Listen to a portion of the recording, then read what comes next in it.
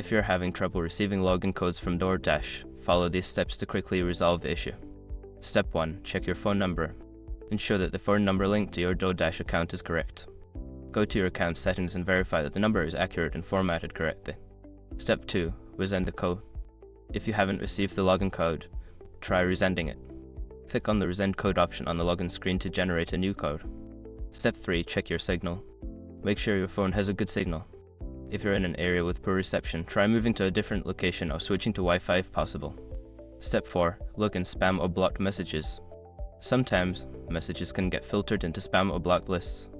Check your messaging app for any blocked numbers with spam folders to ensure the code isn't being redirected. Step 5. Contact support.